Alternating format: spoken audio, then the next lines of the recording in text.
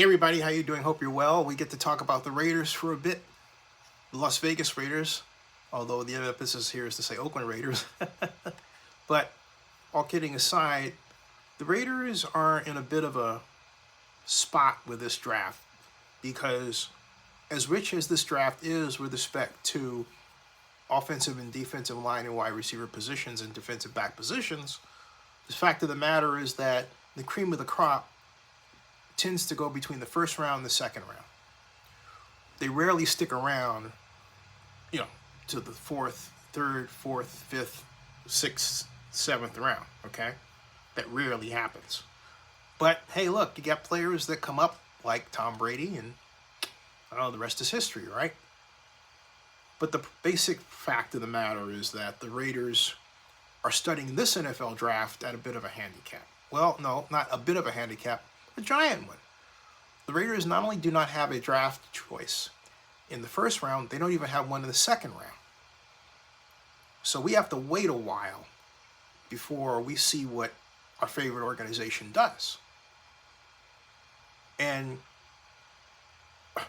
that's going to be some, sitting back and enjoying, decent food or whatever draft party you go to, albeit the draft follows any 62 media. It's coverage of the NFL draft. From the interview room, and hopefully the red carpet. I'm working on it, but I digress. The Raiders have picks in round 3, 22nd pick, 86th overall. Round 4, pick 21, 126th overall. Round 5, pick 21, 164th overall. That's from the Pats. Round 5 again, pick 22, number 165 overall in the NFL draft for this year. And finally, round 7, pick number 6 for that round. Number 20, 227 overall, and from the Carolina Panthers. Is it possible for the Raiders to deal back into the first round, and what would the Raiders have to do to see that through? As I look at it, the Raiders, as I see it, can't do this without either giving up a current player or some Byzantine combination of draft picks that includes the next year, possibly the year after that. And it has to be for some player that the Raiders so covet they would be able to, make those moves for.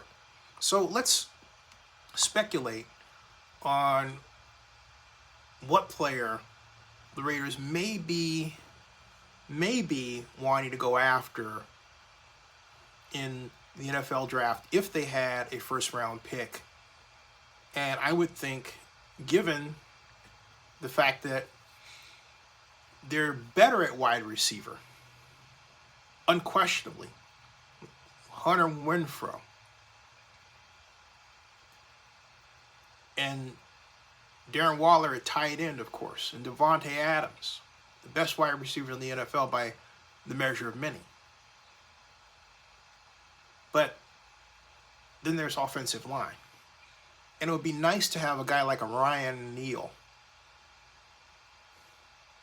a plug-and-play offensive tackle who many believe can start either at right or left tackle in the NFL. Or it could be an edge rusher to go along with the great edge rushers they've already collected. But why would you want to get an edge rusher if you know you've got two of the best bookended? Okay. Or maybe it's Nakobe Dean out of Georgia, linebacker,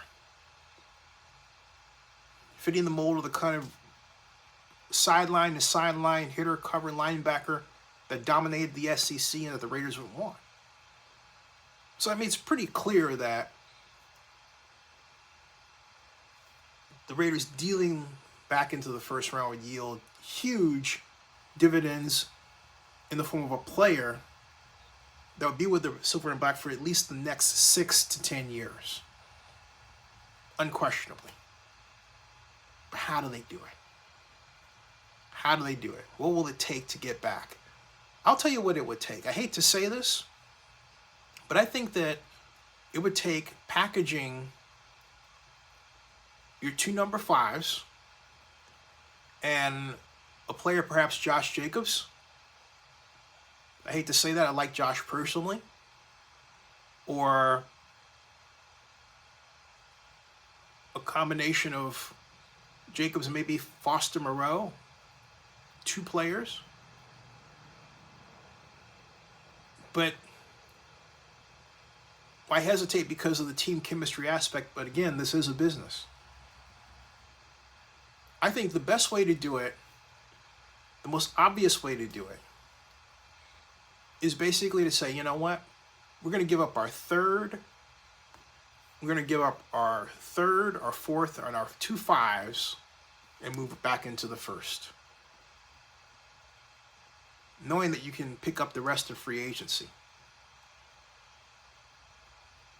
Or if you want to keep a pick, you give up your 4, you give your 4 and your 2 5s and your 7, and keep the third. Okay? Jack Bauer says I'd do it. He'd do it. And a number of people would do it. And I point to Josh Jacobs because there have been a number of personnel moves which indicate them to me that the Raiders have not sufficiently made Jacobs the guy. Now, I think he can be the guy, but there are people who have issues with his ability to carry the ball up the middle. He's not an up-the-middle guy. To me, he's an off-tackle screen guy. But what they did, they turned around, they brought in a number of backs to fit that mold. With him always the mainstay, but others fitting that mold. But they need to solve the riddle Josh McDaniels does of what to do with Josh Jacobs. Because if they're going to use him, they can't use him as Gruden wanted to. And if they have doubts about him as a pass-catching running back, then they need to think about some other type of scheme with another pack and then employ him as trade bait. But my thought is this. If you want to keep your core players, if you want to start with players that your star Derek Carr wants to see there, and I believe Josh Jacobs is one of them, then what you've got to do is you're going to have to cough up an inordinate number of picks. Some for this year, some for the next year, to go up. And maybe the year after that, although I doubt it. But you're definitely going to have to cough up, I think, as I really start to think about it. You can't go into number 1 and keep number 3. In other words, you can't go into round 1, but say I'm going to keep my 3rd round pick.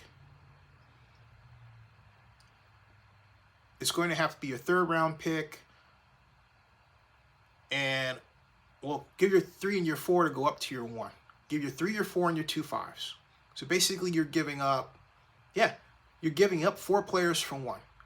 If the 1 player you pick is going to be more valuable than those 4, sure. I mean, look at it this way. Most drafts, most of the players don't pan out anyway. And generally, your 4th round pick and your 5th round pick tend to be coin flips. You pick up players in free agency after the draft, if you pick well. But if you believe, and as I do, that your game changer is the number 1. Jack says, is Waller off the table as far as a trade? I would never, no. Waller is gold, man. Are you kidding me?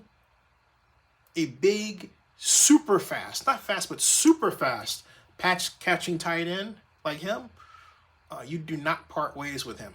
You ask the one question you need to ask every single year. How can we employ his abilities better? How can we make him happier?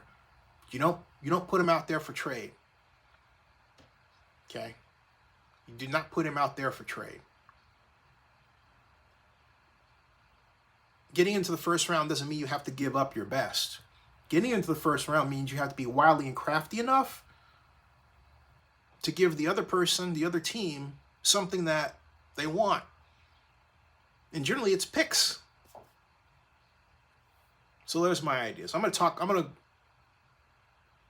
stop this. I'm gonna get your comments, and I'm gonna follow up with your comments, and we'll come back. Subscribe to Zenny62 and bookmark OaklandNewsNow.com.